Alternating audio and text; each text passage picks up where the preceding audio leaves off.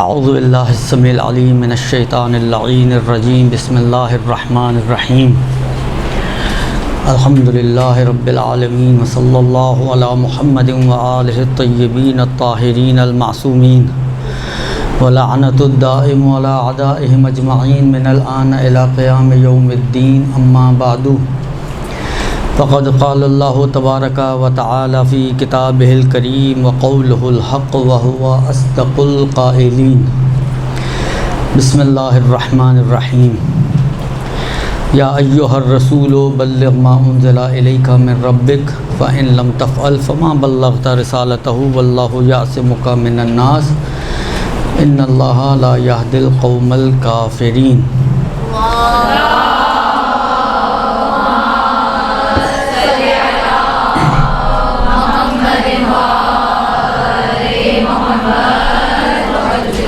وقال ایضا اليوم اکملت لکم دینکم واتممت علیکم نعمتی ورضیت لکم الاسلام دینا۔ درود بھیج دیں محمد و آل محمد۔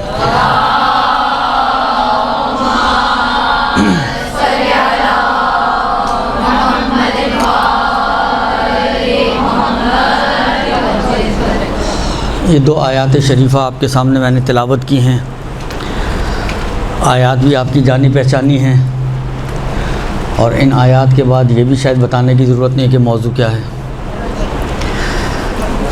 ایام غدیر ہیں، اور اسی مناسبت سے یہ دونوں آیتیں میں نے آپ کے سامنے تلاوت کی ہیں۔ قصہ غدیر تو نقش ہے آپ لوگوں کے ذہنوں پر۔ حجۃ الوداع سے واپسی پر غدیر خم کے موقع پر اللہ کے رسول نے اس پیغام کو، اس آیت کے ضمن میں پیغام ولایت کو امت تک پہنچایا۔ یعنی تاریخ اسلام میں دو بڑے واقعات ہوئے، ایک نزول وحی جس سے پیغمبر کی نبوت کا ظاہری اعتبار سے آغاز ہوا، اور ایک یہ اعلان من کنت مولا کہ جس سے ولایت اور امامت علی ابن ابی طالب علیہ الصلوۃ والسلام کا ظاہری طور پر آغاز ہوا۔ یوم غدیر ایک بہت بڑا، یعنی واقعاً ہمیں اس کی نہ قدر ہے نہ اندازہ ہے کہ کتنا بڑی نعمت پروردگار عالم نے اس دن میں ہمیں عطا کی ہے۔ آپ خود سوچ لیں کہ پروردگار عالم اس ولایت کے اعلان سے پہلے کیا کچھ نہیں دے چکا بشر کو، لیکن اس اعلان کے بعد خدا نے اعلان کیا اتممت علیکم نعمتی، آج میری نعمتیں تمام ہوئی ہیں۔ اتمام نعمت کا دن ہے، نعمت آج تمام ہو رہی ہے۔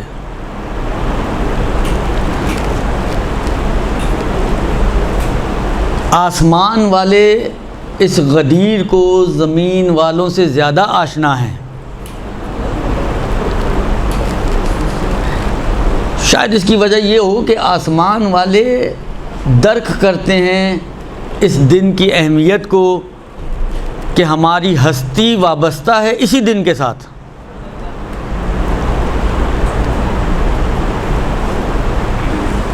لہٰذا اس دن کے بارے میں بہت زیادہ تاکید کی گئی ہے۔ یعنی عجیب روایتیں ہیں اس دن کے فضیلت اہمیت کے حوالے سے۔ ایک روایت کا جملہ ہے کہ لو ان الناس یعرفوا، ناس ہے یا مومنون ہے، یعرفوا فضل ھذا الیوم، اگر لوگ بے حقیقت ہی اگر کوئی اس دن کی حقیقتاً فضیلت کو درک کر لے، سمجھ لے، تو ملائکہ 10 مرتبہ اس سے دن میں آ کر مصافحہ کریں۔ صرف اسی دن میں نہیں، ہر دن میں روزانہ ملائکہ نازل ہوں اور 10 مرتبہ اس سے آ کے مصافحہ کریں۔ شب قدر کتنا آپ نے سنا ہے؟ شب قدر ابھی رمضان تازہ گزرا ہے، کتنی اہمیت، کتنی فضیلت، کتنی بخشش ہے پروردگار عالم کی اس شب قدر میں. کتنے لوگوں کو گناہوں سے آزاد کرتا ہے شب قدر میں. پھر ماہ مبارک رمضان میں ہر روز، ہر افطار کے وقت، ہر شب جمعہ، پھر آخری شب، پورے رمضان کے گنہگار جن کو معاف کیا ہو ایک طرف، آخری شب کے گنہگار ایک طرف، شب عید فطر. روایت کا جملہ یہ ہے، ظاہراً چھٹے امام علیہ السلام کی روایت ہے، مولا فرماتے ہیں کہ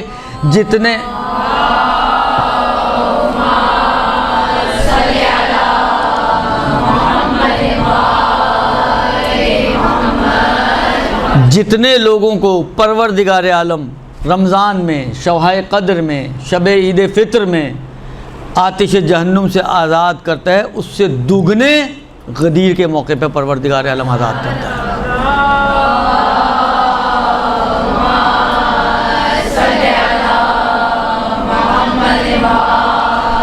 جس سنگل کو ہم کاؤنٹ نہ کر سکیں تو اس کا ڈبل کتنا ہوگا؟ تصور کریں آپ، غور کریں آپ، کیسا قیمتی دن ہے. اب عام دنوں میں نیکیاں کرتی ہیں، قرآن کا اعلان ہے وَمَنْ جَاءَ بِالْحَسَنَةِ فَلَهُ اس کو آیت یاد ہے، مَنْ جَاءَ بِالْحَسَنَةِ فَلَهُ عَشْرُ أَمْثَالِهَا، جو نیکی لے کر آئے گا ایک نیکی کے اس کا اجر 10 برابر ہے. یہ عام دنوں میں کہ ایک نیکی کا اجر 10 برابر. غدیر میں اگر کوئی کسی پر آپ انفاق کرتے ہیں، کسی کی آپ صلہ رحمی کرتے ہیں، کسی کی آپ مدد کرتے ہیں، کوئی اور نیکی انجام دیتے ہیں، روایت کا جملہ یہ ہے کہ اس کو اس دن نیکی 2 لاکھ نیکیوں کے برابر ہے. 2 لاکھ، 10 کہاں اور 2 لاکھ کہاں. اب آپ سوچیں دن کیا ہوگا یہ جس کی اہمیت اور فضیلت اتنی ہو. دیکھیں بعض اوقات آپ کسی کی عطا سے اندازہ لگاتے ہیں کہ سامنے والے کے نزدیک اس چیز کی اہمیت کتنی ہے. کسی کی 5 بیٹیاں ہیں، چھٹی پھر پیدا ہو گئی بیٹی، اس نے 20-20 روپے کے نوٹ نکال کے وہ نرسوں ورسوں کو، جماعتدار جو ہوتے ہیں ہاسپٹل میں باندھ دیے. اس 5 بیٹیوں کے بعد بیٹا ہو گیا تو اس کی عطا سے اندازہ ہو جائے گا کہ یہ کچھ بہت بڑی چینج آئی ہے اس کے گھر میں. اب آپ سوچیں کہ پروردگار عالم کی عطا کتنی ہے اس دن کی نسبت. عام دنوں میں کہتا ہے ایک نیکی کرو کہ 10 کے برابر ہے، اس میں کہتے ہیں 2 لاکھ نیکیوں کے برابر ہے. رمضان جیسے جس کو ہم یعنی تعبیر کرتے ہیں علماء سمجھانے کے لیے سیل کا موقع ہے، سیل لگائی ہوئی ہے پروردگار عالم نے، نیکیوں کے اعتبار سے، بخشش کے اعتبار سے، رحمت اور مغفرت خدا کی برس رہی ہے. وہ پورا رمضان، شب عید فطر، سارا پورا ایک سمجھیں، ان کو ایک پلڑے میں رکھ دیں اور غدیر کی ایک بخشش کو ایک پلڑے میں رکھ دیں، وہ پھر بھی بھاری ہے. تو اسی سے آپ اندازہ لگا سکتے ہیں کہ خدا کے نزدیک اس دن کی اہمیت اور فضیلت کیا ہے. خدا کے نزدیک اس دن کا مرتبہ اور مقام کیا ہے کہ جس میں خدا کی بخشش اتنی بڑھ گئی ہو، اتنی بڑھ گئی ہو. اس کا اندازہ انسان خدا کے اسی اعلان سے کر سکتا ہے کہ یہ اتمام نعمت ہے، یہ نعمتیں تم پر مکمل ہو رہی ہیں. ایسا بڑا دن ہے. اور وہ روایتیں تو آپ نے سنی ہوئی ہیں، ماہ محرم کے شروع میں بھی وہ ابن شبیب کی جو روایت عام طور پہ بہت سے اہل منبر پڑھتے ہیں، اس میں بھی یہ جملہ موجود ہے کہ مومن ہماری خوشی میں خوش اور ہمارے غم میں غمگین ہوتا ہے. تو یہ اہل بیت کے سرور کا زمانہ ہے، اہل بیت کی خوشی کا زمانہ ہے. لہذا اس کو اس طرح سے آپ یہ سوچ کے منائیں کہ یہ وہ دن ہے کہ آج میرا زمانے کا امام کتنا خوش ہے. یعنی آپ اپنے زمانے کے امام کی خوشی کو سیلیبریٹ کر رہے ہیں.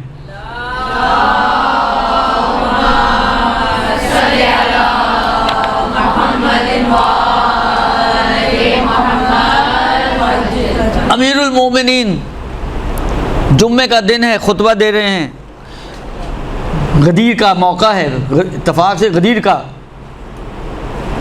بیان کر رہے ہیں. خطبے کے بعد مولا نے سارے لوگوں کو جمع کیا اور ان کو امام حسن مجتبیٰ کے گھر لے گئے. نقل ہوا ہے کہ امام حسن مجتبیٰ کوفے میں غدیر والے دن خاص اہتمام کیا کرتے تھے، دسترخوان لگایا کرتے تھے. ویسے ان کا دسترخوان بڑا مشہور ہے، لیکن یہ بھی خاص طور پر ذکر ہوا ہے کہ امام حسن مجتبیٰ علیہ الصلوۃ والسلام روز غدیر کوفہ میں ایک بہت بڑے پیمانے پہ دعوت رکھا کرتے تھے. اور جیسے میں نے عرض کیا کہ امام علی علیہ السلام اس میں ان کو کھانا بھی کھلایا جاتا تھا اور تحفے تحائف دے کر رخصت کیا جاتا تھا. امام رضا علیہ الصلوۃ والسلام کی روش یہ تھی جو نقل ہوئی ہے.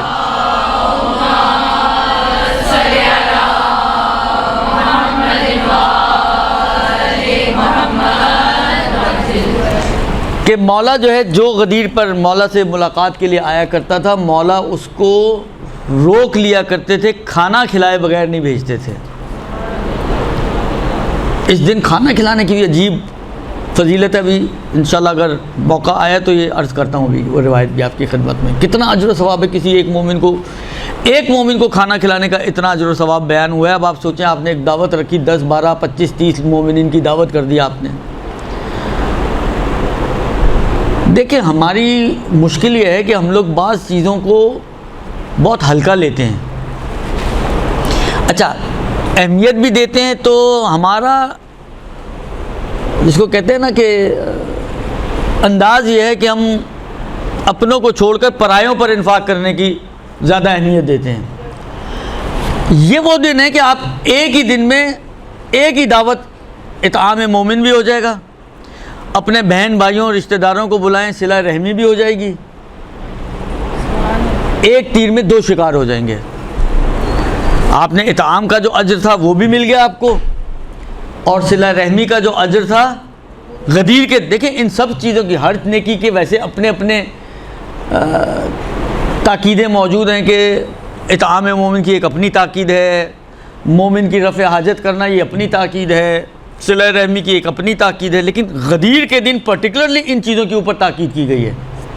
ہاتھ ملانے کا اپنا اجر و ثواب ہے. غدیر کے دن خاص طور پر ہاتھ ملانے کی تاکید کی گئی ہے، اور وہی ہاتھ ملا کر الحمدللہ الذی جعلنا من المتمسکین اس کو پڑھنے کی تاکید کی گئی ہے. تو اگر آپ رشتہ داروں کو بلا لیں، اپنے بہنوں کو، بھائیوں کو، اور کوئی اقربا میں سے جو آپ کے صلہ رحمی کے دائرے میں آتے ہیں، موجود ہیں آپ کے شہر میں، دعوت کرنی ہی ہے، کھانا کھلانا ہی ہے، ان کو بلا لیں. صلہ رحمی بھی ہو گئی، اطعام بھی ہو گیا، اور 4 جو اس کے اندر چیزیں آئیں گی ان کو بھی آپ اس کے اندر جمع کر سکتے ہیں. آپ ایک ہی دعوت کے اندر کئی ثواب حاصل کر سکتے ہیں اگر کرنا چاہیں تو، بشرطہ و شروطہ. تو بہت امام رضا علیہ السلام روک لیا کرتے تھے، اور پھر جب وہ رخصت ہونے لگتا تھا تو امام علیہ السلام اس کو مختلف طرح کے تحائف دیا کرتے تھے کہ یہ لے جاؤ اپنے گھر والوں کے لیے، اپنے بچوں کے لیے. تو ائمہ کی سیرت بہت زیادہ اس بات پر قائم ہوئی ہے کہ ائمہ اس دن کو اہمیت دیا کرتے تھے، منایا کرتے تھے، تحفے تحائف دیا کرتے تھے، کھانے کھلایا کرتے تھے. یہ دوسروں کی نسبت بات کر رہا ہوں. اپنی نسبت نیا لباس پہننے کی تاکید ہے، کھلے ہاتھ سے خوشبو استعمال کرنے کی تاکید ہے، یہ ساری چیزیں ایک الگ ہیں. لیکن اس انداز سے ائمہ علیہ السلام اس دن کو منایا کرتے تھے کہ وہی والی بات ہے، دوسروں کو ایک قسم کا کیا ہے، آپ نے ان کے ذہن میں ڈال دیا. جب آپ اتنا نوازیں گے کسی کو تو آپ کا کیا خیال ہے وہ اگلے سال انتظار نہیں کرے گا اسی دن کا.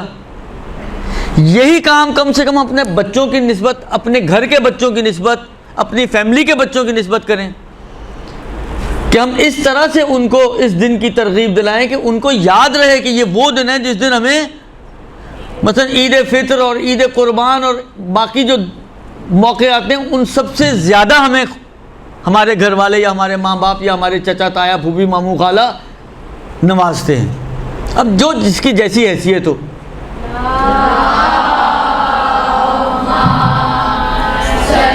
چلتے چلتے بند ہو جاتا.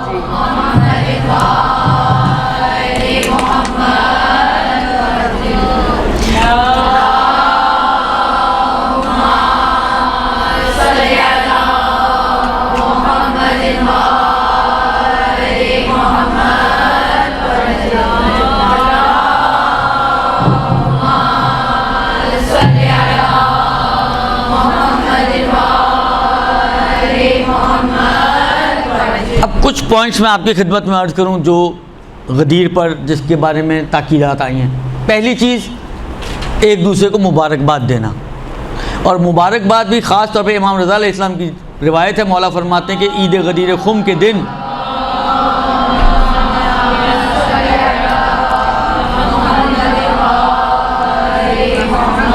ایک دوسرے کو مبارکباد دو, اور جب بھی مبارکباد دو تو ساتھ ساتھ یہ جملے بھی دہراوی الحمدللہ الذی جعلنا من المتمسکین بولایت امیر المومنین والائمہ سلام اللہ علیہم. یہ ایک.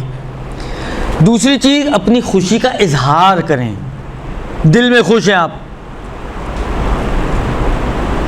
کس کو پتہ چلا آپ خوش ہیں؟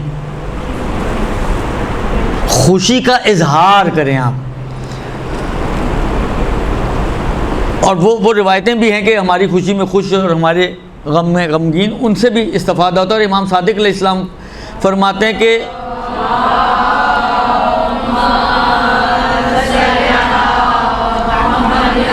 حقیقتاً روز غدیر جو ہے وہ فرح اور سرور کا دن ہے. اور اسی طریقے سے امیر المومنین بھی فرماتے ہیں کہ عید غدیر کے دن اظہار خوشی اور مسرت کا اظہار کرو, اور مسلمان لوگوں کو خوش کرو, یعنی اپنے اطراف میں جو مومنین موجود ہیں ان کو خوش کرو. مصافحہ کرنا, وہی ہاتھ ملانا, اس کی بھی بہت زیادہ تاکید کی گئی ہے. مولا فرماتے ہیں کہ عید غدیر جب ایک دوسرے سے ملاقات کرو تو ایک دوسرے سے مصافحہ کرو. اب دیکھیں مصافحہ کرو آیا تو ہے روایت میں, اب یہ نہیں کہ محرم نامحرم ساری قید و قیود چھوڑ کے آپ کہیں نہیں. آغا سر نے کہا تھا ہاتھ ملانے کا بہت اجر و ثواب ہے. وہ جو اپنی حدود اور قیود ہیں وہ اپنی ساتھ موجود ہیں, محرم نامحرم کی جو پابندی ہے وہ اپنی جگہ پہ موجود ہے, درست. اسی طریقے سے مصافحے کے وقت بھی یہ اس ذکر کی جو ہے وہ تاکید کی گئی ہے. اس کے بعد اپنے آپ کو آرائش کریں اور نیا لباس پہنیں. اس کے بارے میں بھی غدیر کے موقع پہ تاکید آئی ہے. 8ویں امام کی روایت ہے, مولا فرماتے ہیں کہ غدیر اپنے آپ کو آراستہ کرنے اور زینت کرنے کا دن ہے. بس جو کوئی بھی غدیر کے دن زینت کرے پروردگار عالم اس کے چھوٹے اور بڑی خطاؤں کو معاف کر دے گا, اور اس کی طرف فرشتوں کو بھیجے گا جو اس کے نیکیوں کو لکھیں گے, اور اس کے مراتب کو اگلے سال غدیر تک بلند کرتے رہیں گے مسلسل. تو اپنے بچوں کو نئے کپڑے دلوائیں.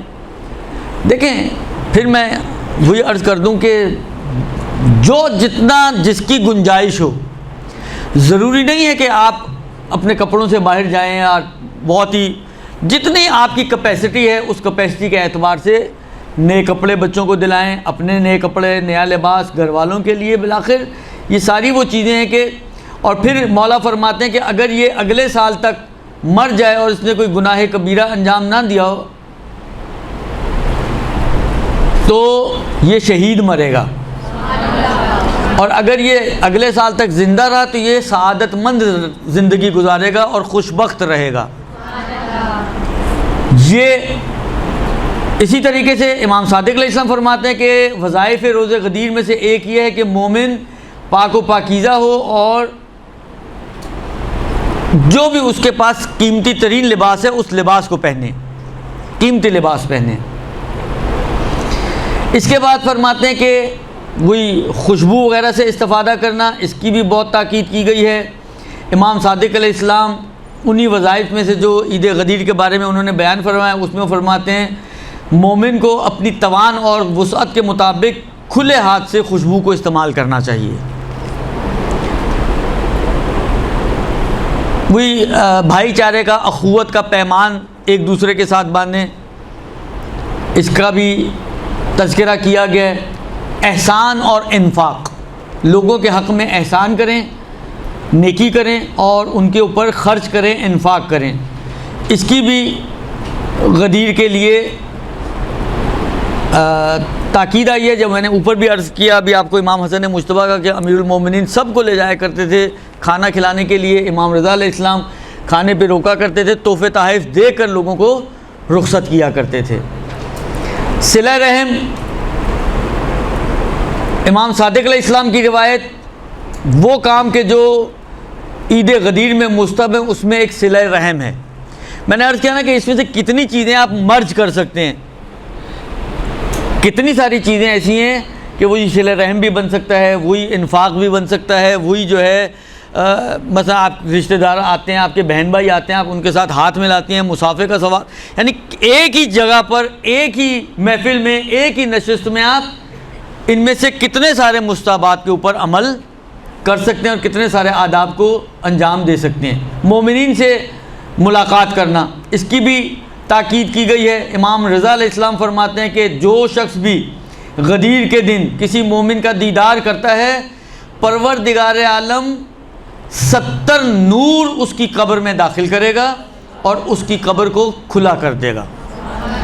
کتنا ڈرتے ہیں ہم لوگ کہ قبر میں تاریکی ہوگی اور قبر تنگ ہوگی۔ تنگی قبر سے بھی امام سجاد نے اپنے اس وہ جو ان کی ابو حمزہ شمالی دعا ہے اس کے اندر تذکرہ کیا ہے، ضیق لحدی، اس کی تنگی کا بھی تذکرہ کیا ہے، اس کی تاریکی کا بھی تذکرہ کیا ہے۔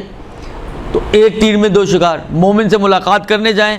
اب ضروری نہیں کہ آپ کوئی 200 کلومیٹر چل کر جائیں اور اس پڑوس میں مومن ہے، صرف اس مستحب پہ عمل کرنے کے لیے، اس اجر و ثواب کو حاصل کرنے کے لیے۔ میں کئی دفعہ آپ لوگوں کی خدمت میں عرض کر چکا ہوں، بعض روایتوں کا مفہوم یہ ہے کہ اگر آپ کے پاس کوئی روایت پہنچے ہم اہل بیت کی نسبت اور اس میں کسی نیکی پر اجر و ثواب کا وعدہ کیا گیا ہو اور آپ اسی اجر و ثواب کو حاصل کرنے کے لیے اس پر عمل کریں، تو پروردگار عالم اپنے فضل و کرم سے وہ اجر و ثواب عطا کرے گا، ولو لم نقل ہو، چاہے وہ ہم نے نہ بھی کہی ہو۔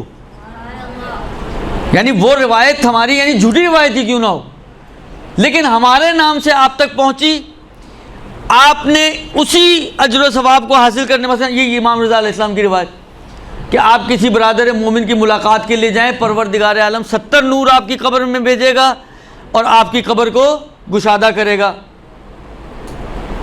اسی اجر و ثواب کی خاطر آپ جائیں، اپنے اڑوس پڑوس میں کوئی مومن و ملاقات کریں جا کے اس سے، صرف اسی اجر و ثواب کو حاصل کرنے کے لیے، پروردگار عالم آپ کو دے گا۔ اب امام رضا نے کہا ہو تو فبہا، نہ بھی کہا ہو تب بھی مل جائے گا آپ کو۔ تو آپ کون سے گھاٹی میں رہیں، کون سا نقصان ہوا آپ کا؟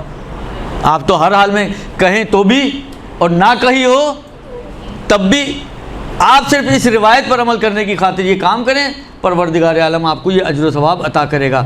اور پھر مولا فرماتے ہیں وہ ہر روز 70,000 فرشتے اس کی قبر کی زیارت میں آئیں گے اور اس کو بہشت کی بشارت دیں گے۔ کتنی سستی ہو گئی بہشت آپ کے لیے۔ آپ مومن سے ملاقات کریں غدیر والے دن جا کے، قبر کھلی بھی ہو گئی، قبر نورانی بھی ہو گئی، ملائکہ آپ کی قبر میں آئیں گے، بہشت کی بشارت بھی دیں گے، تو اور کیا چاہیے انسان کو؟ سارے پاپڑ ہم انہی چیزوں کے لیے بھیلتے ہیں، سارے ہمارے سارے ایفرٹس ہی انہی چیزوں کے لیے۔ ہم وہ تو ہے نہیں کہ ہم کہیں خدایا ہم تجھے اہل عبادت سمجھتے ہیں اس لیے تیری عبادت کرتے ہیں۔ وہ تو جو کہتے ہیں نا 5 منٹوں میں پتہ چل جاتا ہے کہ ہم کتنا اہل سمجھتے ہیں خدا کو، تو اس لیے ہم ایسی باتیں کرتے ہی نہیں ہیں۔ لیکن بالآخر یہ تو چاہتے ہی ہیں نا، ہر کسی کی خواہش ہے، ہر کسی کی تمنا ہے کہ قبر کھلی ہو، قبر میں تاریکی نہ ہو، روشنی ہو اور ہمیں بہشت مل جائے۔ جائیں ملاقات کریں غدیر والے دن، آپ کو یہ سب کچھ مل جائے گا، اس میں کون سی پریشانی کی بات ہے؟ اب امام رضا جانے اور خدا جانے۔ اس کے بعد مومنین کی حاجت کو دور کرنا۔ بہت سے لوگوں کی بہت ساری خواہشات ہوتی ہیں، آپ میں سے کتنے ایسے ہوں گے جو دوسروں کی ہیلپ کرتے ہیں؟ درست، اگلا مہینہ مثلا بعض لوگوں کے راشن باندھے ہوئے ہیں، اگلے مہینے میں دن کتنے ہیں؟ ابھی اگست شروع ہونے میں، اگر آپ کہیں گے ہم تو مہینے کی پہلی، دوسری، تیسری کو دیتے ہیں، ایک ہفتہ پہلے دے دیں، وہی جو آپ نے نیکی کی ہوگی 10 اجر ملیں گے، ایک ہفتہ پہلے دے دیں گی 2 لاکھ کے برابر اجر مل جائے گا آپ کو۔ دینا تو ہے ہی، آپ نے فکس تو کیا ہوا ہے۔ کسی کو فیس کے پیسے دیتے ہیں، جا کے اس کو پیسے دیتے ہیں، یہ لو جی فیس بڑھا دینا، پہلی آنے والی ہے۔ تھوڑی سی وہ بھی پریشان ہوگی کہ اس دفعہ آپ کو کیا ہو گیا، آپ وقت سے پہلے دے رہی ہیں، لیکن بہرحال فائدہ تو آپ نے لینا ہے نا، اس کی پریشانی کو ہم کیا کریں۔ لہذا فرماتے ہیں کہ رفع حاجت مومن، اس کے بارے میں بھی تاکید کی گئی ہے۔ امام علی علیہ السلام فرماتے ہیں کہ وہ شخص کہ جو کسی مومن کی عید غدیر والے دن کفالت کرے، پروردگار عالم کی بارگاہ میں ضامن ہوں کہ وہ کفر سے اور پریشانیوں سے امان میں ہوگا۔ کیونکہ یہ بھی ایک بہت بڑا جس کو کہیں نا ٹینشن ہے، تلوار لٹکی ہوئی ہے کہ جب ہم مریں تو کس حالت میں مریں گے۔ آپ واقعات اٹھا کے دیکھیں، شاید آپ لوگوں نے بہت سنا ہو یہ قصہ، برسیسہ عابد کا قصہ، حیات القلوب کی جو جلد اول ہے اس کے آخر میں کچھ قصے بیان کیے، اس میں بھی یہ موجود ہے۔ مستجاب الدعوات انسان ہے، لیکن جب مرا تو کفر کی موت مرا۔ مولا کہہ رہے ہیں کہ میں ضامن ہوں خدا کی بارگاہ میں کہ یہ کافر ہونے سے اور پریشان ہونے سے محفوظ رہے گا۔ اب جس کے ضامن علی ابن ابی طالب جیسی ہستی ہو، میں اور آپ ضمانت دیتے ہیں تو لوگ تھوڑے سے اپنے آپ کو ٹینشن فری سمجھتے ہیں، جبکہ میری اور آپ کی کیا اوقات ہے؟ وہ مالک کائنات، مالک حقیقی تو پروردگار عالم ہے، لیکن وہ من الناس من یشری نفسہ ابتغاء مرضات اللہ واللہ رؤوف بالعباد، جو مرضی الہی کا مظہر ہو، وہ اگر کسی کو ضمانت دے تو پھر تو اس کو تو بالکل ہی ٹینشن فری ہو جانا چاہیے ان چیزوں سے۔ اسی طریقے سے غسل کرنے کی تاکید آئی ہے، اجتماعات برقرار کرنے کی تاکید آئی ہے، اور دعا، روزہ، نماز وغیرہ یہ سب کچھ آیا ہے۔ روایت کا جملہ یہ ہے کہ امام فرماتے ہیں، امام صادق علیہ السلام، یہ عید یعنی عید غدیر، عید قربان اور عید فطر سے بھی بڑی عید ہے۔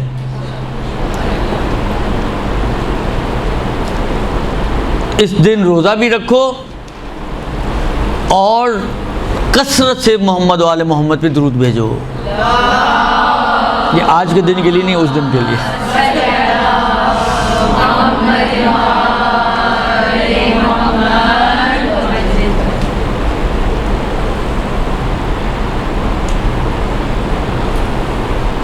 روزے کی کافی تاکید ہے اس دن روزہ رکھنے کی۔ ایک روایت عرض کر دوں، امام صادق علیہ السلام فرماتے ہیں کہ عید غدیر کے روزے کے اجر و ثواب کے حوالے سے کہتے ہیں، اس دن روزہ رکھنا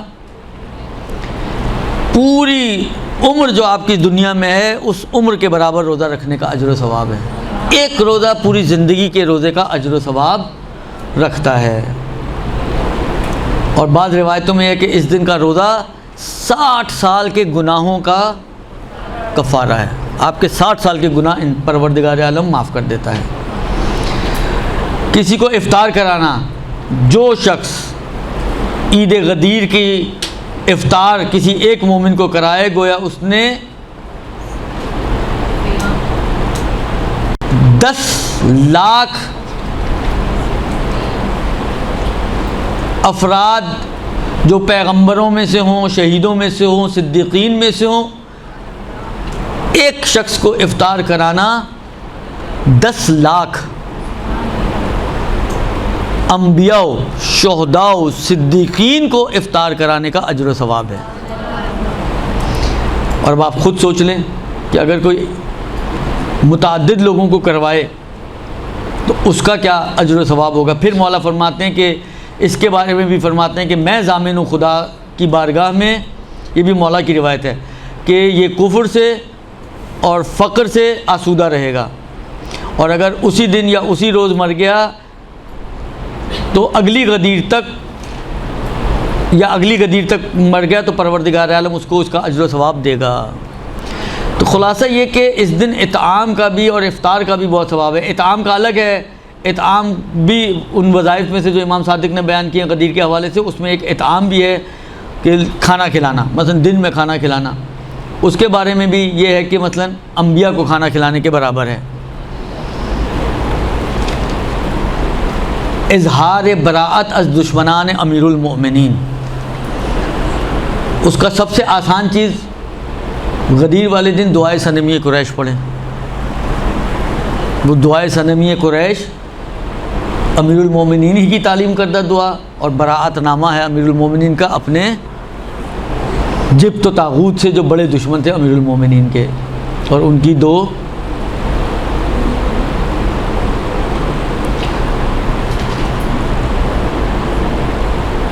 اس کے علاوہ اور بھی بہت کچھ ذکر کیا گیا۔ زیارت امیر المومنین ہے، مولا فرماتے ہیں کہ تم کہیں پہ بھی ہو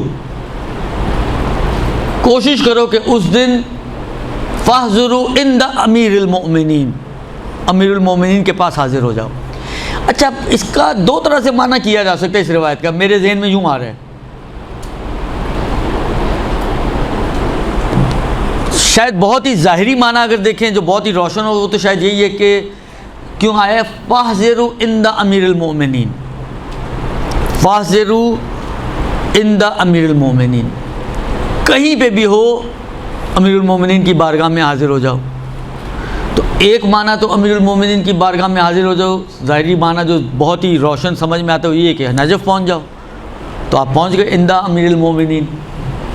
لیکن ایک چھوٹا سا احتمال میرے ذہن میں آ رہا ہے، کیونکہ اس میں ہر شخص کو مخاطب کیا گیا نا، کہیں پہ بھی ہو، لیکن تو ہر شخص میں تو اتنی وسعت نہیں ہوتی کہ وہ کہیں پہ بھی ہو وہ امیر المومنین تک پہنچ جائے، یا جس طرح آج کے زمانے میں فلائٹس کی پریشانیاں چل رہی ہیں آپ امیر المومنین تک پہنچ جائیں، تو شاید ممکن ہے یہ بھی مراد ہو کہ کہیں پہ بھی ہو اپنے آپ کو کم سے کم امیر المومنین سے مربوط کر لو،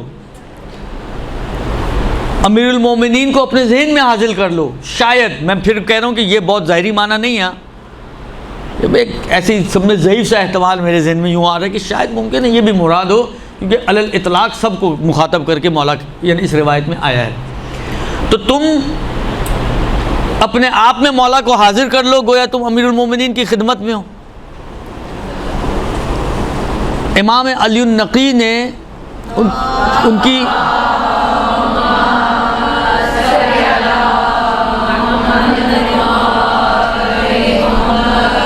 تین زیارتیں بہت مشہور ہوئی ہیں امام علی النقی کی، ایک زیارت جامعہ کبیرہ، ایک دوسری زیارت امیر المومنین ہے جو غدیر کے دن کی خاص زیارت ہے، وہ ضرور پڑھیے گا، شاید تھوڑی سی لمبی ہے لیکن معارف ہیں اس کے اندر، اور ہو سکے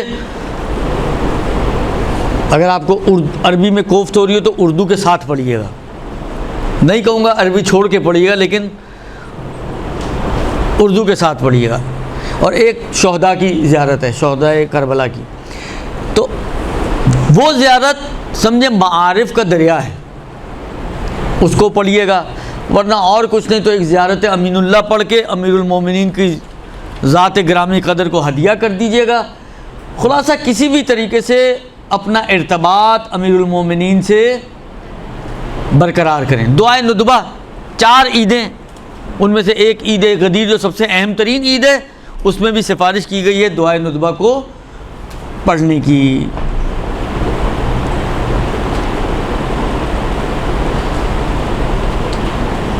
امام رضا علیہ السلام، میں نے عرض کیا کہ ہدیہ دینے کی بہت تاکید ہے، امام رضا علیہ السلام نے فرمایا، یعنی وہ جو قصہ آپ کی خدمت میں عرض کیا کہ وہ روکتے تھے اور مختلف طرح کے بخشش اور ہدیہ دے کر لوگوں کو رخصت کیا کرتے تھے۔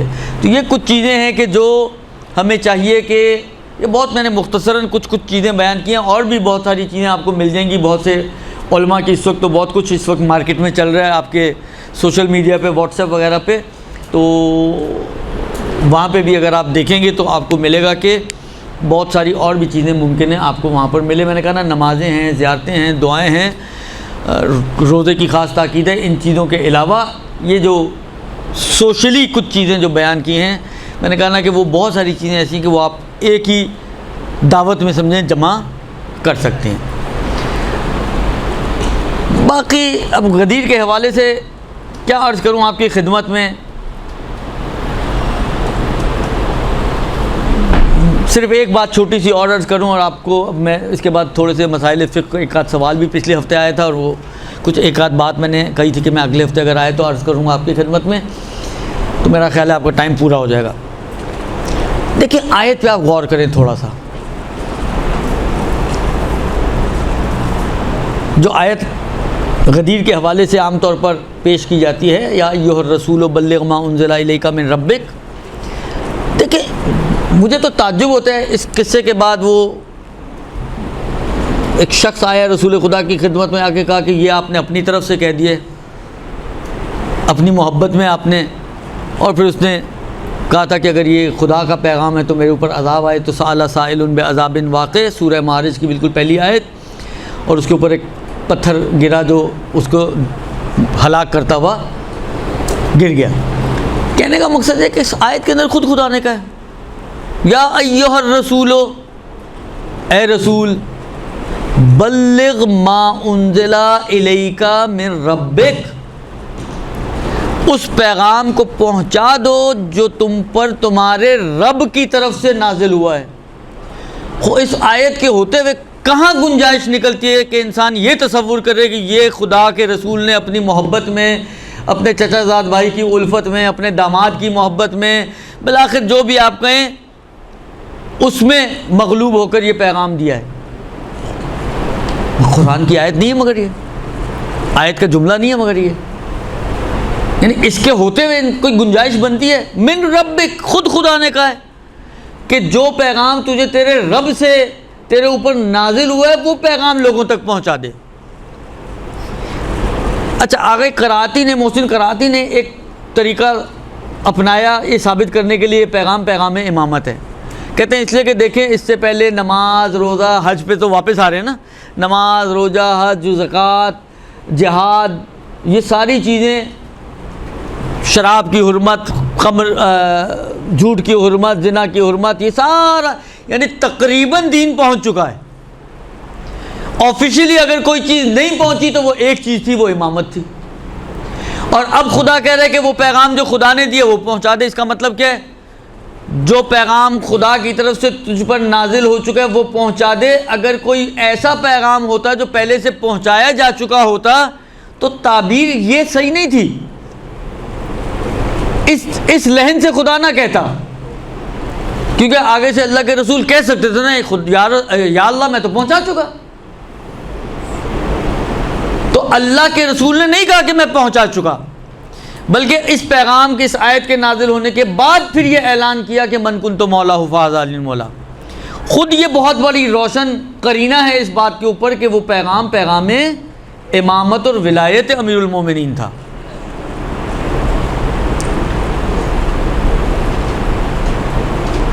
اچھا اور آگے چلیں. یا ایھا الرسول بلغ ما انزل الیک من ربک فإن لم تفعل وما بلغت رسالتہ. اگر تو نے یہ پیغام نہیں پہنچایا تو اے رسول یاد رکھنا تو نے کوئی بھی کار رسالت انجام. اب آپ سوچیں کتنا وزنی پیغام ہوگا، کتنا اہم پیغام ہوگا کہ اگر اس کو ترازو کے ایک پلڑے میں رکھ دیں. دیکھیں یہ رسول کا آخری ایام ہے، اسی میں رسول نے کہا تھا نا کہ عنقریب میں تمہارے درمیان سے چلا جاؤں گا. خطبے میں اللہ کے رسول نے یہ بیان کیا تھا. اور غدیر 18 ذی الحج اور 28 صفر، کتنا ٹائم ہے؟ 18 ذی الحج سے 18 محرم، 18 محرم سے 18 صفر اور 10 دن، 2 مہینے 10 دن بعد اللہ کے رسول اس دنیا سے تشریف لے گئے. رسول کی اعلان نبوت کے بعد 40 سال کی عمر مبارک میں اعلان نبوت ظاہری طور پہ جو ہوا، اور 63 سال میں رسول کی شہادت۔ کتنے سال ہو گئے؟ 23 سال۔ 23 سال میں سے، اب میں صرف کیلکولیشن کے حساب سے سمجھا رہا ہوں، ہو سکتا ہے بہت ایکوریٹ یہ باتیں نہ ہوں، لیکن 23 سال میں سے 2 مہینے 10 دن کم کر دیں،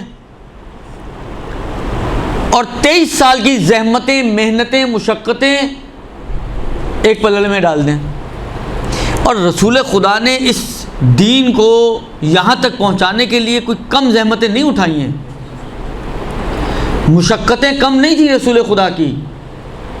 گھر سے ٹھیک ٹھاک نکلا کرتے تھے، جب گھر پہنچا کرتے تھے تو زخمی اور لہو لہان ہو کر آیا کرتے تھے۔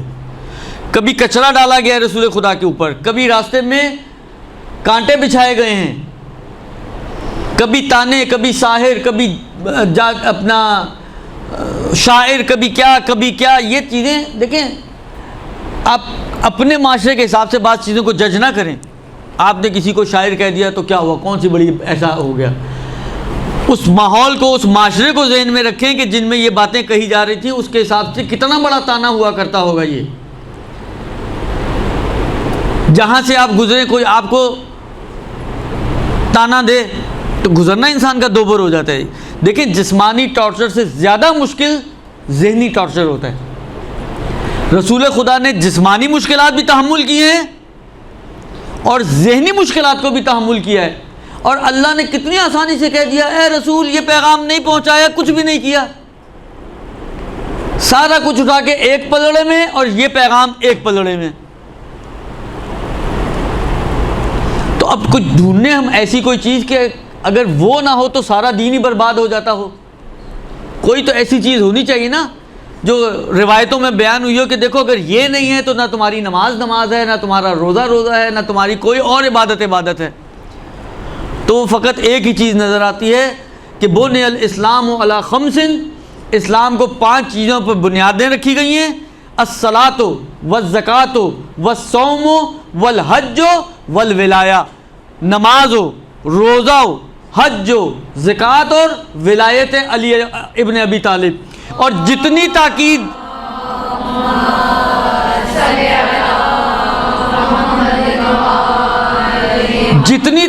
ولایت کی گئی ہے، کسی اور چیز کی اتنی تاکید نہیں کی گئی۔ لہذا اللہ کے رسول نے کہا کہ اے علی، اگر کوئی شخص تیری محبت کو اپنے دل میں نہیں رکھتا، نوح جتنی عمر ہو اور وہ رکن و مقام کے درمیان ساری رات کھڑا ہو کے نمازیں پڑھتا رہے، سارا دن روزہ رکھتا رہے، صفا اور مروہ کے درمیان صحیح کرتے ہوئے مظلومانہ طور پر اس کو شہید کر دیا جائے، اس کی کوئی عبادت قبول نہیں ہے۔ تو اب سمجھ میں آتا ہے کہ وہ کون سی چیز ہے کہ جو اتنی وزنی ہے کہ پورا دین ایک طرف اور وہ اکیلی چیز ایک طرف، وہ ہے ولایت ائمہ علیہم الصلاۃ والسلام۔ اس کا کوئی قائل نہیں ہے تو نہ اس کی نماز ہے، نہ اس کا روزہ قابل قبول ہے، نہ اس کی کوئی بھی اس کی عبادت۔ وہ نوح جتنی عمر 2500 سال عبادتیں کرتا رہے، اس کی ساری عبادتیں برباد ہیں اگر وہ ولایت علی ابن ابی طالب اور ائمہ علیہ السلام کو قبول نہیں کرتا۔ تو وہ جو جملہ ہے، یہ سمجھیں یہ روایت اس جملے کی وضاحت ہے کہ ان لم تفعل فما بلغت رسالتہ واللہ یعصمک من الناس۔ کھٹکا بھی ہے رسول کے دل میں کہ شاید لوگ نہ مانیں ان کی بات کو۔ خدا نے کہا تم فکر نہیں کرو، اللہ تمہاری ساتھ ہے، تمہاری حفاظت کرنے والا ہے، تمہیں بچانے والا ہے۔ اور یہ جملہ بڑا عجیب و غریب ہے، ان اللہ لا یہدی القوم الکافرین۔ موقع کب کا ہے؟ یہ آیت جو نازل ہوئی ہے کب نازل ہوئی ہے؟ حج کے موقع پر۔ حج کے موقع پر روکا کس کو اللہ کے رسول نے؟ حاجیوں کو۔ اس سے پہلے سورہ براءت کا اعلان ہو چکا ہے، کافروں کا اس سرزمین میں داخلہ ممنوع ہو چکا ہے، یعنی اس ممنوع ہونے کے بعد تو اس سرزمین میں جو ہوں گے وہ کون ہوں گے؟ خدا پھر کیا کہہ رہا ہے؟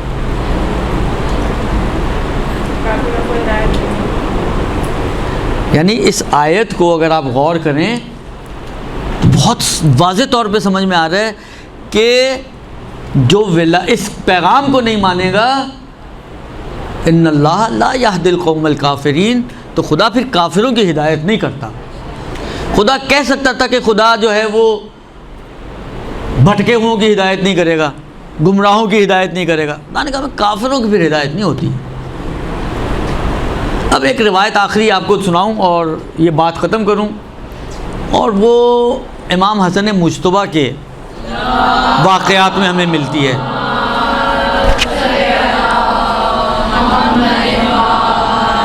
اب قصہ مفصل ہے، میں شارٹ کر کے آپ کی خدمت میں عرض کروں۔ کسی جاننے والے ماننے والے قریبی ساتھی نے امام پر اعتراض کیا کہ یہ آپ نے کیا کیا، کس کے ساتھ سلوک کر لیا آپ نے؟